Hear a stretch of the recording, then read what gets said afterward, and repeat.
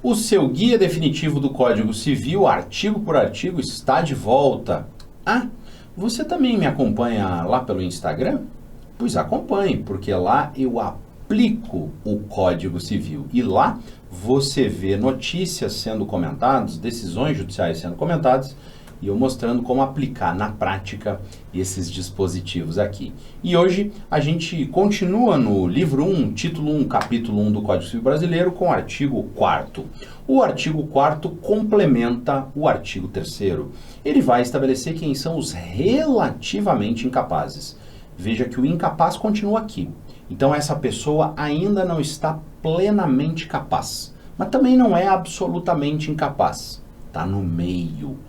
Esse meio é preenchido pela idade, entre 16 e 18 anos, no caso do inciso 1º. Então, o menor com menos de 16 anos é absolutamente incapaz. O menor entre 16, acordou no dia do aniversário que fez 16, até os 18, o dia que ele vai fazer 18 anos, ele é considerado relativamente incapaz. Por que relativamente incapaz? Porque ele já começa a praticar os atos da vida civil, ele mesmo, só que não sozinho. O absolutamente incapaz não pratica ato da vida civil, ele é representado, é uma outra pessoa que faz por ele.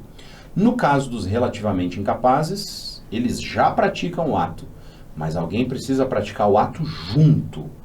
Quem? Os assistentes. Então, os relativamente incapazes são assistidos. Isso é bastante importante, porque se a gente pegar um contrato, por exemplo, se o contrato é celebrado com um adolescente de 15 anos, lá no campo da assinatura, quem assina não é ele, é o pai dele, é a mãe dele. Se o contrato é feito por um adolescente de 17 anos, eu vou ver duas assinaturas.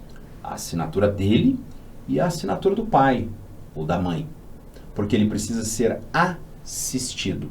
Então a assistência é isso, é estar junto, vendo, participando. A representação não, eu tiro o incapaz da jogada. Tá? Então esse é o caso mais comum, por idade. Aos 16 anos eu automaticamente me torno relativamente incapaz para a prática dos atos da vida civil e aos 18 anos eu me torno plenamente capaz. Pois bem, mas é só nessa hipótese que há incapacidade relativa? Não. O artigo 4º do Código Civil, ele prevê nos incisos 2º e seguintes as outras hipóteses. Nesses casos, mesmo que eu tenha completado 18 anos, e eu seria capaz plenamente, não sou. Eu volto a ser relativamente incapaz. Por quê? Ébrios habituais, os alcoólatras, viciados em tóxicos, as pessoas viciadas em drogas, aqueles que por causa transitória ou permanente não podem exprimir sua vontade, então não importa se a causa é transitória ou é permanente. Por exemplo, uma pessoa que sofreu um acidente automobilístico e está na UTI, ela provisoriamente não pode exprimir sua vontade. Segundo, o cidadão que passou por um acidente e está lá em estado vegetativo permanente, em coma no hospital. Ele, por uma causa permanente, não pode exprimir a sua vontade. Nesse caso, não importa se é por causa transitória ou permanente, que ele não pode exprimir sua vontade. Ele vai ser considerado relativamente incapaz. Os pródigos são aqueles que não têm controle sobre as suas finanças, né? Passam por uma situação de prodigalidade e acabam gerando prejuízos financeiros drásticos a si mesmos, em geral vinculado a algum tipo de doença ou algum tipo de síndrome ou condição específica. Tá? Esses são considerados relativamente incapazes, independentemente da idade, desde que maiores de 16 anos. E o parágrafo único aqui vai falar dos indígenas. Os indígenas do Brasil têm sua capacidade regulada por lei própria, que é o Estatuto do Índio, Lei 6.001 de 1973. Essa lei regula a capacidade dos povos indígenas. De maneira simples, eles ficam sujeitos a um regime especial a cargo da União, a União Federal, por meio da FUNAI, a Fundação Nacional do Índio. Nesses casos, tem uma regra peculiar.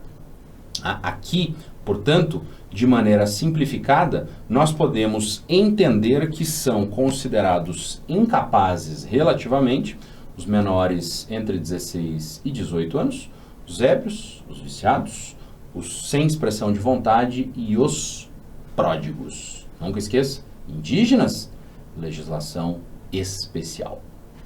Estou te esperando amanhã, porque amanhã a gente vem com o artigo 5º do Código Civil. Se eu posso incapacitar uma pessoa que era capaz, será que eu posso capacitar uma pessoa que era incapaz? A via é de mão dupla? Você vai descobrir amanhã, quando a gente falar sobre o artigo 5º. Não se esqueça de se inscrever aqui no nosso canal para ativar o sininho e sempre receber os nossos vídeos novos e, claro, me acompanhar pelas outras redes sociais. Cola lá no Instagram, porque lá eu trago as notícias, o dia a dia do direito civil como nunca se viu.